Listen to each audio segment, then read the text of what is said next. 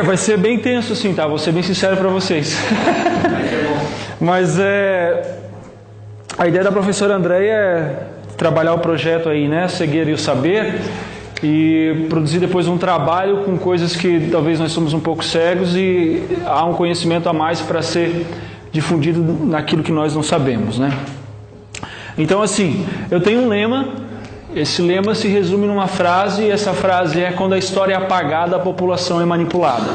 Eu não sou historiador, embora talvez a Andréia tenha incentivado um pouco aí para a faculdade de História e tal, mas eu pesquiso bastante e já fazem uns 8 anos, mais ou menos, que eu tenho lido e estudado sobre a história em vários aspectos. E a que mais me atrai é um pouco da história do mundo antigo, né? Do primeiro mundo, que é a antiga Europa, e vem da Roma e as divisões da Europa e por aí por diante, né? Na verdade começa lá no Egito, Babilônia, o Império Medo-Persa, Grécia, Roma, depois da Grécia, e a Europa se divide quando o Império Romano cai, e é o que nós temos hoje: França, Itália, Alemanha, que eram as tribos bárbaras que invadiram o Império Romano. Bom, só que a maior polêmica no mundo é religião. Essa é a maior polêmica no mundo. E assim, gente, eu quero trazer para vocês aqui, eu vou mostrar para vocês, tá? Nós não vamos debater religião, mas eu vou trazer alguns aspectos. Eu só quero mostrar para vocês que eu não estou aqui para debater religião, embora vai bater de frente com algumas coisas que nós acreditamos e achamos e não sabemos porque a história foi apagada e a população acaba sendo manipulada. Só que eu quero mostrar as fontes para vocês, tá? O Dr. John, ele é professor da História da Igreja na Andrews University, é um excelente escritor, PhD pela Faculdade de Notre Dame. Para quem não sabe, o PhD é quem faz a graduação, faz o mestrado, faz o doutorado, pós-doutorado, daí você é PhD. Então são pessoas que estão anos-luz em termos acadêmicos de nós, né? Doutora Bianchini também é uma outra historiadora, Dr. Nicholas Miller também é um grande historiador, todos eles são escritores, têm artigos científicos e anos de pesquisa. David Tring também é um PhD em História, e o Handel, talvez, Balmer também é um grande historiador, todos eles da atualidade. É possível encontrar palestras, artigos, boa parte do material deles está em inglês, mas é possível pesquisar hoje com o Google Translator, você consegue traduzir bastante coisa. Então o que eu vou trazer para vocês, vai bater em aspectos religiosos, mas eu quero mostrar para vocês aqui aspectos históricos, fatos comprovados cientificamente. Não que a história pode ser testada em laboratório, a gente pensa em ciência, lembra de uma pessoa no microscópio com jaleco branco, mas não, a ciência pode averiguar a história com bases de provas e relatos e achados arqueológicos, por exemplo, para se provar cientificamente que algo existiu na história, né? Bom, então eu vou explorar 3 aspectos hoje, vou tentar resumir aí 2014 anos de história, e nós vamos pegar dos deuses pagãos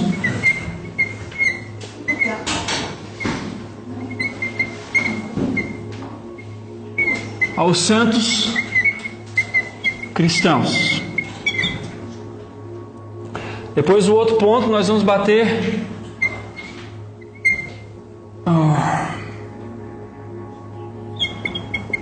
do 7º ao 1º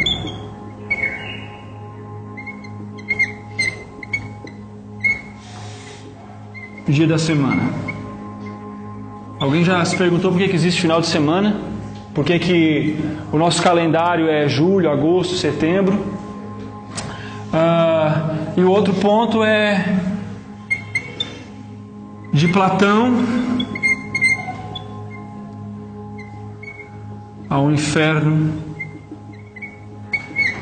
de Dante na Divina Comédia. Vou tentar resumir isso para vocês, tá? Então o que vai acontecer?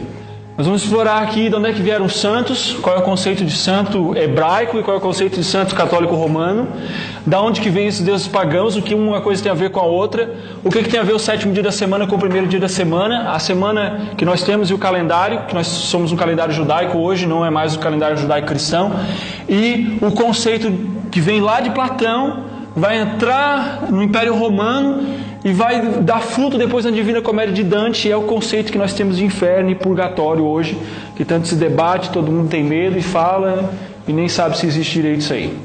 Bom, então a história que nós vamos começar hoje nessa timeline, ela vai começar lá no surgimento do cristianismo, no ano 0. O cristianismo surge aonde?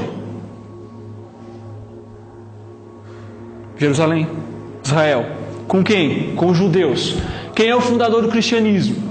Cristo, certo? Bom, com o surgimento do cristianismo, o império vigente que dominava a província de Israel e lá na Judeia era justamente o Império Romano. Naquele momento nós temos toda a discussão, 3 anos e meio do ministério de Cristo, e ele vai ser crucificado, Pilatos e intercede e tal. Lá desde Herodes já tentou matar Cristo quando era pequeno, e houve a famosa morte dos inocentes, onde ele mandou matar mais de 20 mil crianças até 2 anos de idade.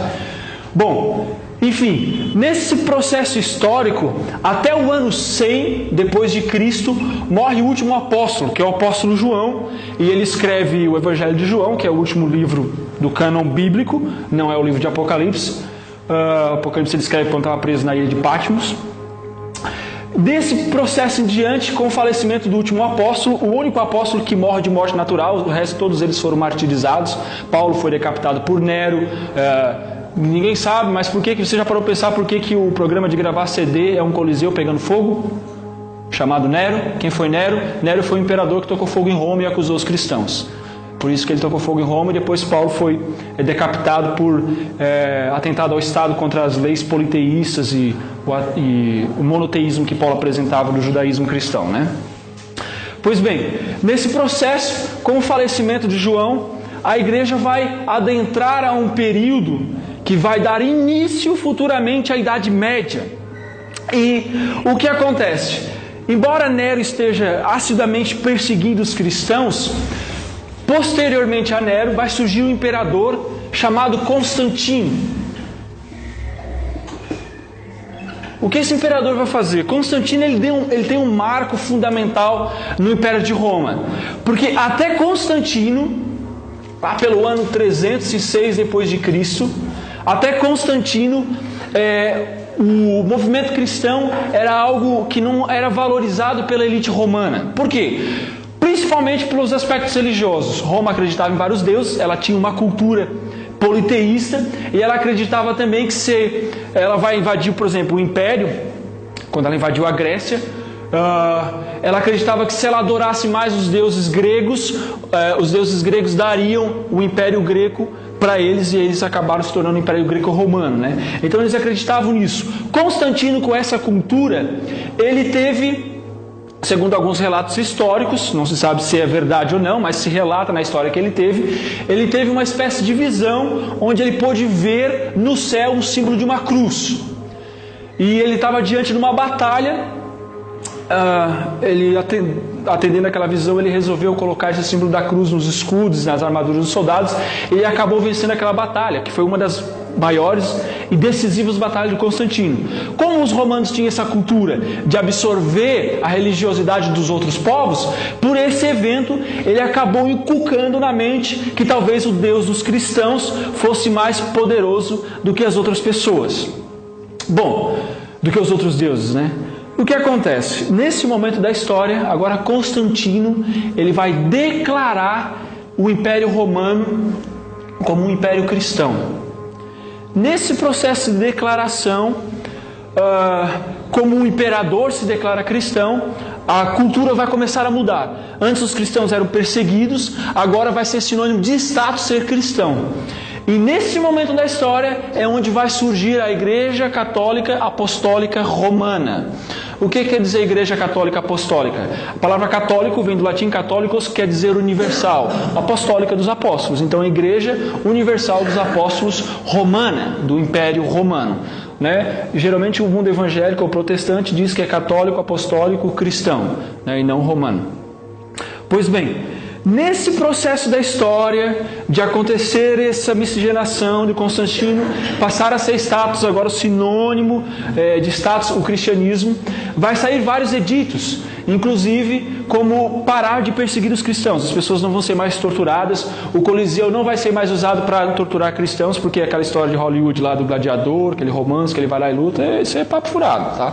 O Coliseu ele foi usado para torturar as pessoas. Os cristãos eram presos, eram jogados para as feras, os gladiadores matavam os cristãos, eles eram queimados em praça pública. Assim. Para eles, para os romanos, costumava-se dizer que qualquer praga, qualquer coisa que a plantação não desse, era culpa dos cristãos, então tinha que queimar 30, 20 cristãos para poder cessar a praga na plantação. Mas depois o jogo vira na Idade das Trevas. Então, na Idade das Trevas, o jogo vira... Não, na verdade, o que você quis dizer com o jogo vira? Em que sentido? Que vê os cristãos serem torturados. Ok, então, o império vai torturar as pessoas, ok? Mas o império ele vai torturar, é o que nós vamos chegar aqui quando chegar em Platão. Mas na verdade o império vai se usar, nesse momento que Constantino começa a dizer que se torna cristão, o império vai se valer da religião para dominar o povo. E é isso que nós vamos ver aqui depois dos santos e tal. Bom... Então o que vai acontecer nesse processo de tornar a popularização, né? Vai se tornar status, à medida que o império vai crescendo e vai se expandindo, nós vamos entrar na Idade Média. E aí, deixa eu ler alguns editos aqui, né?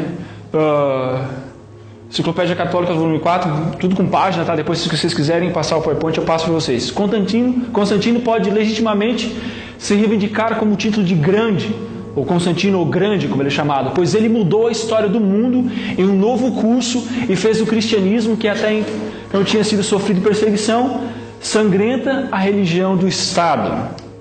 Ok? Aqui quando eu não cito fonte de livro, tá? Eu cito o próprio historiador, porque um historiador, quando ele chega ao nível de doutorado, ele não precisa mais citar página de livro. Ele, como historiador, é a referência, tá? Os caras estudam tanto que se pode citar a fala dele, o que ele diz que ele é referência. Em 391 d.C., por ordem do imperador Teodósio, o cristianismo se tornou a religião oficial do Estado de Roma e a adoração nos templos foi legalizada e todos os outros tipos de práticas foram abolidas. Observação, o resultado disso foi a miscigenação dos deuses romanos aos personagens bíblicos. Isso que é interessante, porque a história dos santos, né? Da onde vêm os santos cristãos? Gente, é delicado o assunto e as imagens que eu vou mostrar aqui agora, mas eu estou sendo sincero para vocês. Eu estou mostrando a história, são relatos e são fatos. Qualquer pessoa que fizer uma pesquisa mais apurada vai encontrar isso, tá? Mas olha só, a palavra santo no hebraico, ela significa separado. O conceito santo para um hebreu, judeu, que se torna cristão depois, é algo que é separado para Deus ou que tem algum propósito, objetivo maior para Deus. Não necessariamente o conceito que nós temos de, hoje no mundo ocidental, de que alguém morre e vai para o céu e tem um processo de intercessão entre você e Deus. Tá? Então olha só, quem são essas estátuas? Essa aqui é São Pedro, no Vaticano, na Basílica de São Pedro. Mas essa aqui, a mesma semelhança, é datada como Júpiter, o deus romano, do panteão romano. Pode pesquisar, vai estar lá também. Olha só, outras imagens. No Egito, Ísis, Osíris. Na Babilônia, Semíramis e Tamuz. Em Éfeso tinha Diana, aqui ela não está com a criança, mas são vários seios. Aqui é uma deusa que simbolizava a fertilidade e tem o seu filho também. Na China também, e na Índia, Krishna, né? Que é bem comum, foi bem difundido pelos Beatles na década de 60, as filosofias orientais da Índia. Bom, por que eu estou mostrando isso? Eu quero mostrar para vocês que ao longo da história de civilizações que o cristianismo considera como pagãs, sempre tiveram seu panteão com vários deuses, né? Você hoje tem a difusão de Hollywood com Percy Jackson brincando aí com o panteão da Grécia Antiga, Zeus e Perseu e por aí vai. Mas sempre no Egito, Babilônia, Grécia, Medopérsia e no próprio Império Romano, depois nas civilizações que ainda estão de pé, como a China e a Índia, nós temos essa figura materna de uma criança. Quem é essa figura aqui? Possivelmente todo mundo vai dizer que é Nossa Senhora, ou Maria, né? É uma estátua lá na Roma, só que na verdade ela é Ísis. tá? A mesma íris negra em mármore branco do segundo século, né? E é considerada hoje uma santa, uma Fátima dentro do Vaticano, é uma foto de dentro do Vaticano. Então, na realidade, você tem um contexto que foi aplicado, o paganismo se misturou com o cristianismo, mudou-se as figuras dos deuses pagãos e eles acabam se tornando os santos cristãos. Bom, Maria foi uma pessoa correta moralmente? Sim, ela foi correta. Uma pergunta. Só com relação a isso, você está querendo dizer que, de acordo com o que eles acreditavam, se a gente pegar as divindades que naquela época eram divindades, jogaram um grau para baixo e criaram um Deus acima. É mais ou menos isso. Mais ou menos. Na verdade, o que aconteceu foi o seguinte. Se nós declaramos porque a declaração de Constantino, ninguém consegue fazer lavagem cerebral. Então é toda uma cultura milenar em Roma. Ele declara o Império Cristão, ele tem que jogar agora com os cristãos que vivem em Roma e com os pagãos. Os cristãos dizem que há um único Deus, mas nós dizemos que há vários deuses. O que nós vamos fazer, né? Então nós não podemos alunar um nem alunar outro, nós vamos unir os dois. Continuamos, deixamos o Deus cristão como Deus superior, porque Constantino disse que foi ele que deu a batalha para ele, e os nossos deuses agora se tornam os personagens que vão se tornar depois futuramente os santos cristãos. Foi nesse processo, para poder harmonizar o império. Na verdade, Constantino foi um grande político, foi isso que ele fez, né? Bom, assim, eu não quero ofender ninguém e nem dizer que Maria não foi uma pessoa justa. Com certeza ela foi uma pessoa justa. Dentro do cristianismo, ela tem o seu papel de importância. Contudo, olha só a declaração do padre Fábio de Mello. Tenho visto em muitos lugares esse cristianismo sendo nivelado por baixo, a teologia sendo substituída por devoções vazias e a devoção mariana sendo excessivamente colocada, quando Maria está fora do lugar dela, tomando o lugar do Cristo. Isso não é cristianismo. Embora ele creia em Maria, ele consegue concordar que há uma inversão de valores e que ele tem se preocupado com essa inversão de valores que tem se tomado, né? Um católico, né? Duas fontes, Moisés e Paulo, né? Das ordens dada ao antigo Israel era: não farás para ti imagem de escultura e não adorarás. E essa declaração de Paulo eu acho interessante, porque só há um Deus e só um único mediador entre Deus e os homens, Jesus Cristo homem. Por que eu estou citando esse texto? Porque a compreensão judaico-cristã era que não havia outro intercessor, outro mediador entre Deus e os homens.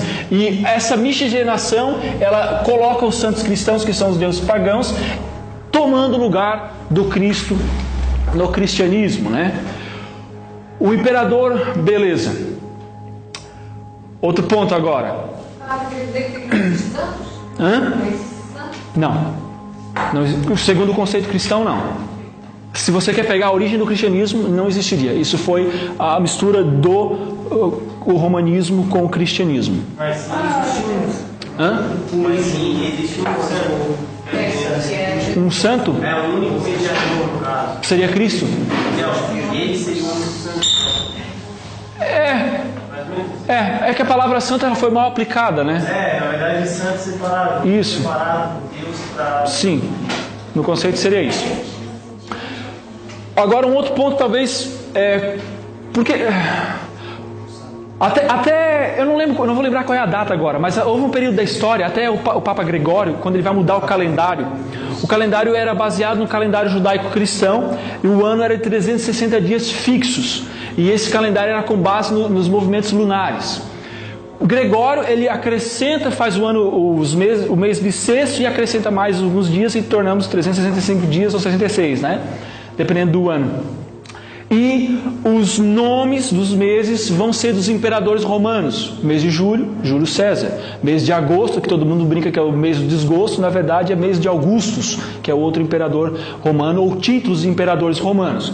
Pois bem, há uma questão também dentro dos dias semanais. Novembro, agora eu não vou lembrar agora, mas é um imperador também. Eu não vou lembrar a origem do latim ali, tá? Professor, fala para o certo de judaísmo. Nós vamos depois abrir uma pergunta e debater um pouquinho. Quero ver se consigo chegar ao fim. Outra questão é nos dias semanais, tá?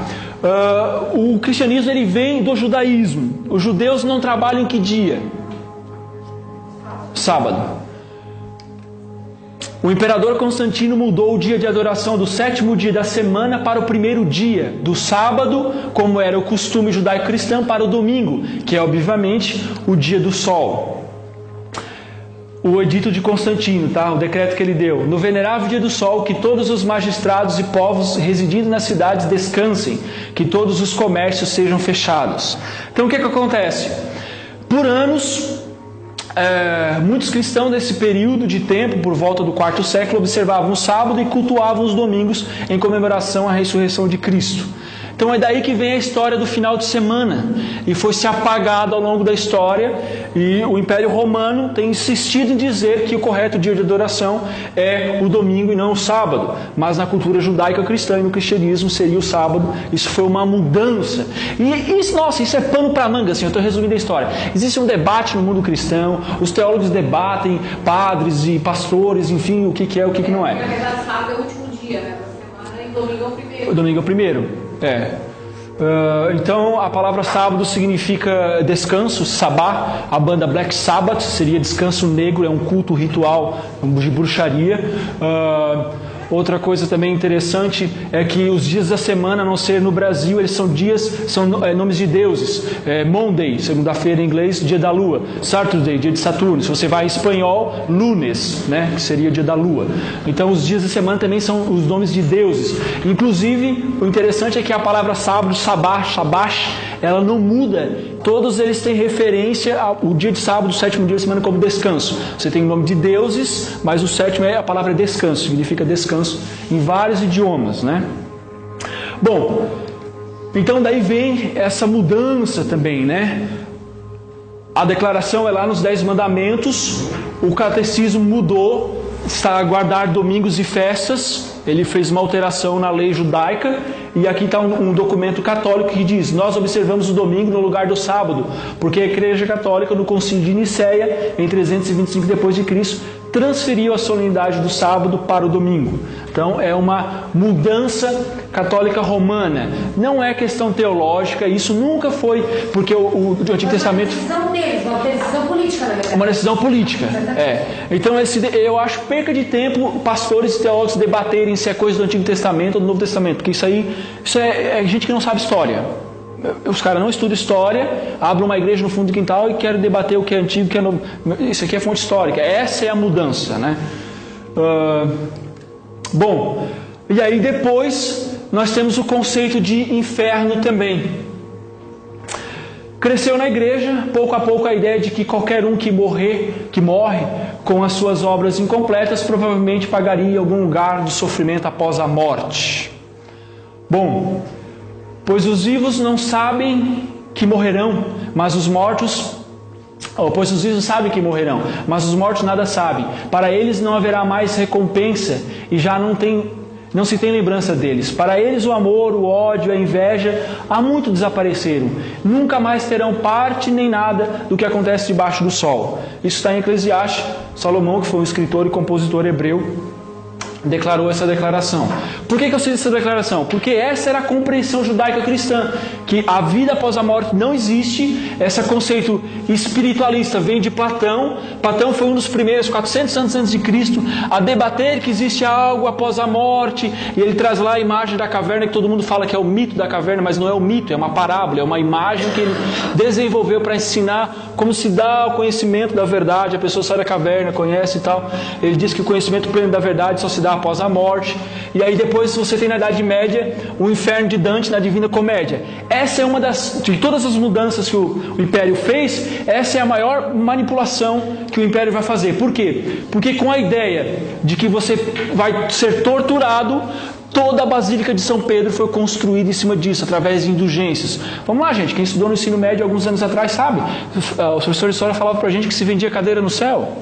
Por que isso não debate mais isso? A história está sendo apagada e a população vai sendo manipulada. Você pega o livro de ensino médio, hoje não se fala mais. Mas era nesse conceito aqui. O Império Romano torturou as pessoas com essa ideia.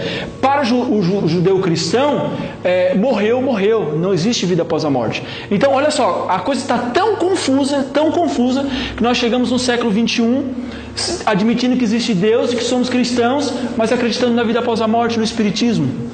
Ou você é espírita, que não tem nada a ver com Deus, ou você é cristão e acredita que não existe nada além da morte, que a morte é um sono. E aí você tem o processo de juízo. Mas Sim. aí nessa parte do cristianismo aí, não existe aquela história do paraíso? No cristianismo, não, então, sim. Tá. Aí, é porque assim... Existe alguma coisa, eu acredito que existe alguma coisa. Sim, na verdade, para o cristão, a diferença é... você não é salvo pelas obras. O catolicismo, o Império Romano, hoje ele mudou a questão teológica, mas na Idade Média você era salvo pelo que você faz, mas o conceito judaico não, você faz algo porque você é salvo. Ou seja, a gratidão te leva a fazer as boas obras, não que você faça boas obras para ser salvo. E aí entra a questão da compreensão da vida que será herdada, né? Mas os mortos não possuem ciência. No conceito judaico-cristão, morreu, está descansando, é um sono. Mas a maior prova não é a ressurreição de Cristo? Sim, mas Cristo ressuscitou de maneira espiritual ou de maneira carnal? Carnal? Tomé tocou nele, entendeu? Então para o judeu não existe alma vagando. Para o judeu é o pó volta ao pó e o fôlego de vida volta a Deus. E Deus ressuscita. É o que acontece justamente com Cristo. Mas eu acredito que ele morreu só para mostrar, porque assim, ó, querendo ou não, ele foi separado. Separando, ele era diferente de todos os deuses. Sim. E querendo ou não, quando ele ressuscitou, ele mostrou que ele é mais poderoso do que a morte. Sim. Então ali ele mostrou que ele poderia vencer muitos outros deuses pagãos. Não, também, você poderia aplicar. Aí é o que você acha dele. Então, comparando a Apolo, Saturno. Não, só nesse sentido de ressurreição. Tá? Sim. Mas eu acredito no que nessa tese que eles falam do Antigo Testamento, que volta para Deus e não tem essa reencarnação. Porque assim, para o judeu, porque o ápice do cristianismo, que Paulo e os pioneiros ali do movimento, o ápice deles, João, o apóstolo João que morre no ano 100, é justamente o retorno de Cristo. E com o retorno, Paulo descreve em Coríntios, por exemplo, que haverá uma ressurreição dos justos. Eu pergunto, se você morre e vai para o céu, vai para o inferno, por que você vai ressuscitar? Se você for para o inferno, é lucro se você ressuscitar. Só que se você for para o céu, você está lá em cima, você vai voltar para quê? Que justiça. Outra coisa, se Deus é justo, como é que Ele pode permitir que eu vá para o céu e a Andréia fique lá no inferno sendo torturada durante 1000 anos? Durante a eternidade. Então quer dizer que eu vivo 90 anos aqui, cometo alguns errinhos e passo a eternidade inteira no inferno? Não, isso para mim não é justiça. Então não faz sentido o que foi apresentado na Idade Média. O que faz sentido é que, se Deus é justo, Ele tem que dar uma recompensa, porque é justo, há méritos e você precisa receber, tanto para bem, para mal. Porque se não existir uma punição, o que eu faço com Hitler então? Aí o cara vem aqui, destroça a humanidade e não recebe nada em troca? Então tem que haver uma posição, né? Eu não acredito na ressurreição. Eu acredito no espiritismo. Sim. Não. Tranquilo? Tudo bem? Não voltamos, mas aqui há uma coisa assim que totalmente fora da nossa imaginação. E de qual a gente tem que, sei lá, parece que a gente tem que reaprender. Claro. Sim, não. Não, com nós aqui, nada a ver. Não, tudo bem. Tudo bem. Sim, pode ser. É meio louco, né? Se for estudar a religião. É por isso que eu estou 8 anos assim e não vou acabar, vou passar a vida inteira. Os caras estão aí, há 10 anos aí. Então bom, o que eu quero fazer para você, o que eu queria resumir, né? Deixa eu ver se tem mais um slide, acho. Que daí a gente... Não, esse era o último mesmo.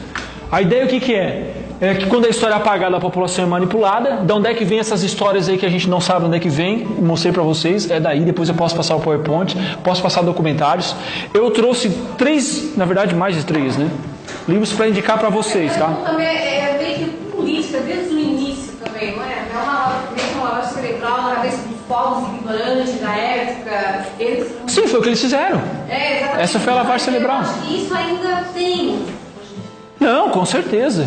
Na verdade vai avançar mais ainda. Isso mesmo. Professor, falando ali em relação ao que você falou sobre cometer alguns erros, comentários. Eu acho que o ponto de vista tem que mudar. Eu acho que daí o que é o pecado? Eu acho que deveria mudar daí. Tipo, se eu pensar assim, se eu tenho alguns errinhos, por que eu vou ser punido? Não, tudo bem. Então daí eu acho que deveria mudar o ponto de vista. Então, o que é o pecado? Eu acredito que o pecado é uma afronta a Deus. Mas aí não interessa o que você acredita, tem que ser o que os apóstolos acreditam. Tipo assim, entendeu? Porque para Pedro o pecado é transgressão da lei. Daí a lei inclui o sábado. E se você não guarda o sábado, você transgride a lei. Sim. Entendeu? Então existe uma concepção maior, mas eu entendo o que você quis dizer. O que eu quis dizer com os 90 anos é o seguinte: não faz sentido para Deus me punir durante uma eternidade inteira, porque não é justiça, não é justiça. Deus vai punir? Vai, mas é uma punição que o ímpio deixa de existir. Ele não vai passar a eternidade sofrendo. Em relação ao sábado, teve uma parte que Jesus falou sobre se um animal se trancar, for trancar, você vai deixar ele morrer ou você vai ajudar ele? Tá? Em relação ao trabalho, você vai lá ajudar ele a tirar ou você vai deixar ele morrer? Não, você vai ajudar ele. Sim. Então ali ele quer dizer o quê? Que não adianta tu guardar o sábado e tu ver acontecer coisas erradas. Claro. Então ele, se for necessário, trabalha no sábado. Sim. Jesus quis dizer isso. Então eu acho que não é só em relação a isso. Tipo, de guardar mesmo o sábado, guardar, ver acontecer coisas erradas, uma vida morrendo, no caso. Mas isso aí não é guardar o sábado, daí. Isso não é guardar o sábado. Assim, eles não fazem essa ideia, né? Não, tipo assim, eles não fazem nada. Mais ou menos isso. Eles simplesmente não trabalham. Sim. Então, naquela época seria um trabalho. Eu ir lá ajudar um animal. Por isso Jesus veio por ano sábado, para mostrar que a ideia que eles tinham não estava. Isso, exatamente. Sim. Era isso que nós temos que colocar. E Jesus ele veio para quebrar muitas coisas que eles botavam erradas. Com certeza. Quebrar muitos tabus, muitas coisas. Sim. Na verdade, Cristo rasgou a mente dos judeus, assim, absurdamente. Né? Bom, alguns livros, tá? Há vários, mas eu estava em mãos, estou lendo e trouxe Sócrates e Jesus, o debate, que são as duas maiores personalidades da história, que foi Sócrates, toda a base filosófica da ciência vem da filosofia, e quem marcou a história, né? Esse livro aqui eu tenho ele desde 2008 até hoje eu leio. Não tenho fé suficiente para ser ateu. Ele vai abordar teoria da evolução, registros históricos, cristianismo, outras religiões. É um livro excelentíssimo. Tem que ler assim 3, 4 vezes o mesmo capítulo porque é bem profundo. A argumentação são 2 ex-ateus também. E esse que é bem comum, é uma linguagem bem bacana, tá? É a coleçãozinha do Augusto Cury, que é uma análise da inteligência de Cristo. Augusto Cury estava desenvolvendo a sua teoria sobre a formação do pensamento e ele estava analisando os maiores pensadores da humanidade. Ateu, Augusto Cury era ateu, até analisar a personalidade de Cristo. E isso rendeu 5 livros. E aí ele faz uma análise psiquiátrica do comportamento de Cristo, né? E se ele deixou de ser ateu analisando cientificamente a personalidade dele, acho que há coisas interessantes para nós estudarmos ali, né? E de todos, essa é a linguagem mais tranquila. Esse aqui é o mais apaixonante, que ele cria um diálogo fictício, né? Sobre um debate teológico e Sócrates debatendo a teologia. Como é que esse outro aqui? Esse aqui é... para quem não sabe, Sócrates foi assassinado. Na verdade, ele recebeu a pena de morte. Porque Sócrates, ele questionou Atenas, disse que não existiam os deuses do Olimpo, ele disse que existia um Deus desconhecido que ele não conseguia compreender porque estava além da compreensão humana. Por culpa de acusação de ateísmo, ele teve que tomar um veneno cicuta e ele morreu ali. Então o livro cria a ficção que ele morreu e acordou numa universidade de teologia, no século XXI. E aí o Sócrates vem e debate com os teólogos acerca da teologia de ser o único Deus e tal. É bem interessante o livro. Esse aqui, o grandão? Não tenho fé suficiente para ser ateu. Porque você precisa de muito mais fé para ser ateu do que... Fé suficiente para ser ateu. Porque você precisa de muito mais fé para ser ateu do que acreditar em Deus. Não, mas ateu não é nada. Ateu que não acredita em Deus. É um livro científico. É bem interessante. Bem interessante. Professor, em relação à atividade, o que você acha? Dá pra... Não é um dia hoje, assim, é muito assunto, assim, mas... Sim, os 3 são... É como um triângulo. São 3 lados, certo? Mas são 3 pontas, mas é um objeto só. É uma única figura, mas são 3 pontas. É nesse sentido. Mais perto, assim, que você já chegou como professor acredita, assim, em relação a tudo. assim não tem como pessoa citar uma religião, né? Como é que eu posso dizer? Não. A conclusão do professor que É o que eu estou mostrando para vocês. O cristianismo não tem santos, a morte é um sono, existe um dia de guarda, o inferno não existe. É isso. A teoria da evolução é a maior furada do século XXI. A pós-modernidade e o ateísmo moderno é uma vertente lá do iluminismo da Revolução Francesa. A teoria da evolução. É. Agora eu fiquei curioso. Beleza, então. Posso te dar um exemplo? Com certeza. Vou te dar um exemplo, tá? Eu vou citar uma frase de Darwin. Darwin diz assim, ó. Opa, eu estava no capítulo errado. Darwin diz assim, ó, no livro Origem das Espécies, na página 171. Aguenta um pouquinho. Ele diz assim, ó: se pudesse ser demonstrado que qualquer órgão complexo existente não tivesse sido formado por modificações numerosas, sucessivas e pequeninas, minha teoria seria absolutamente acabada. Ele diz que se pudesse comprovar que um órgão não fosse possível por sucessivas mutações, minha teoria seria acabada. Darwin, ele foi um filósofo. A teoria da evolução não pode ser comprovada cientificamente, porque para ser comprovada você precisa reproduzir em laboratório, assim como você não pode provar que Deus existe. É uma questão de fé. Então eu não consigo gerar uma nova vida espontaneamente no laboratório. Então é uma teoria, eu não posso ser comprovado. O problema é que eu acredito na evolução, faço testes científicos e, segundo a minha ótica de mundo, eu aplico aquele teste científico à concepção evolutiva. E as pessoas confundem isso. Bom, Darwin disse que se encontrasse isso, a minha teoria seria acabada. Vou te dar um exemplo simples. E vou pegar no ponto fundamental, que é o que transmite a espécie mamífera para a próxima geração. O útero, certo? Você sabe para que serve a placenta? Encapsular o feto, porque o feto é um corpo estranho. Se não tiver a placenta, a mulher aborta, o corpo é expelido, certo? Beleza. Sucessivas evoluções. Quem veio primeiro, a placenta ou o útero? Pela lógica da evolução, o que é descartável, o que não é funcional, a evolução descarta, porque é a superação das espécies. Então, se eu crio um útero, eu estou toda a vida abortando, o que eu vou fazer com o útero? Eu vou descartar, a menos que o útero e a placenta tenham surgido no mesmo momento.